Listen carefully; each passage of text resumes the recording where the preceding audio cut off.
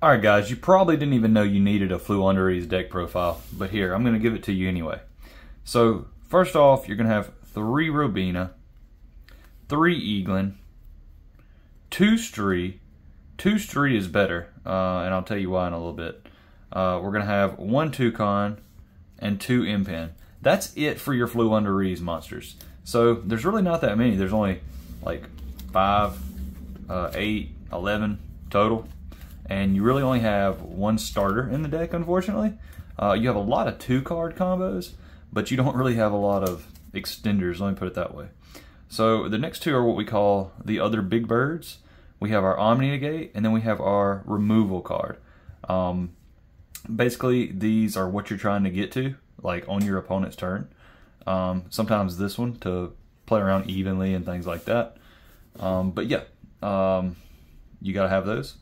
Now for our spell cards, we're going to be playing 4 map.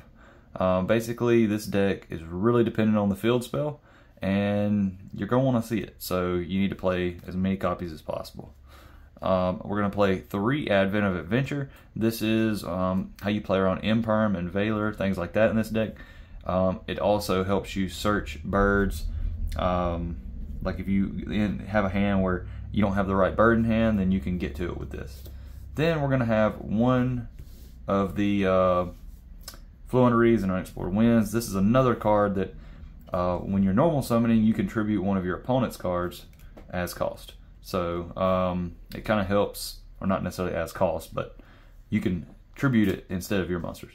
And it doesn't even have to be a monster. So 1 Trap, Floowandereeze and Dreaming Town. This is another card that allows you to play on your opponent's turn. It's just really good for that. And it has a Book of Moon effect in the graveyard, or Book of Eclipse rather. Then we're going to have our, what we call a non-engine, 3 Dimension Shifter. This is very good. And then we're going to have 3 Pot of Extravagance. Over Prosperity, I know most people would play Prosperity probably, but this gives you 2 cards, and this deck is built to be as consistent as possible with Floowandereeze. Then 3 Pot of Duality, because we're not doing any special summoning. I mean, this is Floowandereeze. You really don't even, I'm not even going to show you the extra deck because it's so irrelevant. You should probably build an extra deck, but you don't really have to do anything crazy. 3 Harpy's Featherstorm. This is literally the best card like in the game. I mean, it's basically a complete turn skip. If your opponent can't use monster effects, it's just game usually. So I played 3. I maxed out on my best cards. Same with Shifter. We're running 2 of the new cards, Swallow's Cowrie. It came out in Phantom Nightmare. It kind of went under the radar a little bit, but it is a Floo support card in all sense of the word. So then we're going to have a Thrust Package.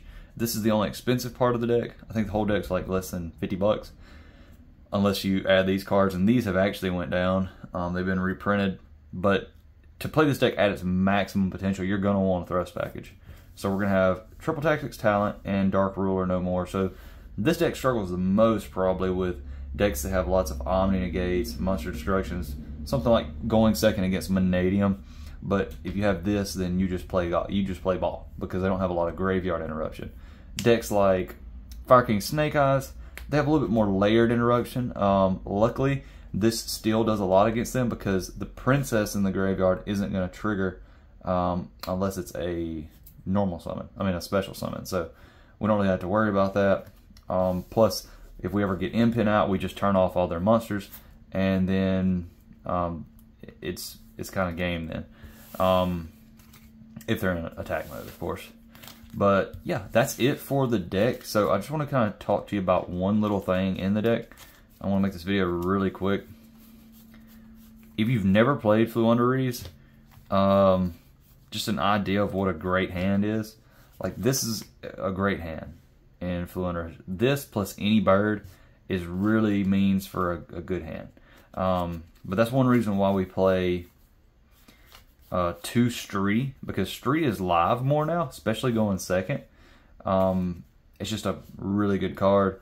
It banishes from either graveyard, so you can at least get the effect off and then summon out your other bird. That's the whole kind of gimmick to the deck, is normal summon then they all have an effect to gain an extra normal summon.